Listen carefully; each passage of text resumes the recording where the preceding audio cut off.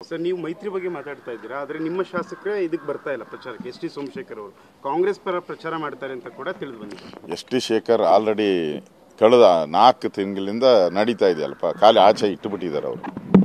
ಕಾಲು ಆಚೆ ಇಟ್ಟಿದ್ದಾರೆ ಮತ್ತು ವಿರುದ್ಧವಾಗೂ ಮತ ಹಾಕಿದಾರಲ್ಲ. ರಾಜ್ಯಸಭೆಯಲ್ಲಿ ಬಿಜೆಪಿ ವಿರುದ್ಧವಾಗಿ ಮತ ಹಾಕಿದ್ದಾರೆ. ಅವ್ರ ಪ್ರಶ್ನೆ ಉದ್ಭವ ಆಗೋದೇ ಇಲ್ಲ.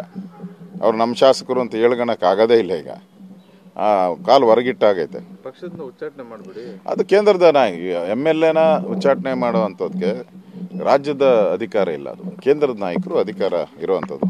ಚುನಾವಣೆ ಮುಗಿಲಿ, ಚುನಾವಣೆ ಮುಗಿದ ಮೇಲೆ ಕೇಂದ್ರದ ನಾಯಕರು ಏನು ತೀರ್ಮಾನ ತೆಗೆದುಕೊಳ್ಬೇಕು ಆ ತೀರ್ಮಾನವನ್ನು ತೆಗೆದುಕೊಳ್ತಾರೆ.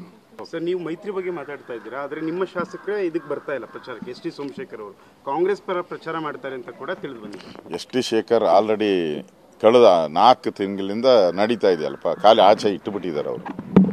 ಕಾಲು ಆಚೆ ಇಟ್ಟಿದ್ದಾರೆ ಮತ್ತು ವಿರುದ್ಧವಾಗೂ ಮತ ಹಾಕಿದಾರಲ್ಲ. ರಾಜ್ಯಸಭೆಯಲ್ಲಿ ಬಿಜೆಪಿ ವಿರುದ್ಧವಾಗಿ ಮತ ಹಾಕಿದ್ದಾರೆ. ಅವ್ರ ಪ್ರಶ್ನೆ ಉದ್ಭವ ಆಗೋದೇ ಇಲ್ಲ. ಅವ್ರು ನಮ್ಮ ಶಾಸಕರು ಅಂತ ಹೇಳ್ಕೊಳಕ್ಕೆ ಆಗೋದೇ ಇಲ್ಲ. ಈಗ ಕಾಲು ಹೊರಗಿಟ್ಟಾಗೈತೆ. ಪಕ್ಷದಿಂದ ಉಚ್ಚಾಟನೆ ಮಾಡಬೇಡಿ, ಅದು ಕೇಂದ್ರದ MLAನ ಉಚ್ಚಾಟನೆ ಮಾಡುವಂಥದ್ದಕ್ಕೆ ರಾಜ್ಯದ ಅಧಿಕಾರ ಇಲ್ಲ. ಅದು ಕೇಂದ್ರದ ನಾಯಕರು ಅಧಿಕಾರ ಇರುವಂಥದ್ದು. ಚುನಾವಣೆ ಮುಗಿಲಿ, ಚುನಾವಣೆ ಮುಗಿದ ಮೇಲೆ ಕೇಂದ್ರದ ನಾಯಕರು ಏನು ತೀರ್ಮಾನ ತೆಗೆದುಕೊಳ್ಬೇಕು ಆ ತೀರ್ಮಾನವನ್ನು ತೆಗೆದುಕೊಳ್ತಾರೆ.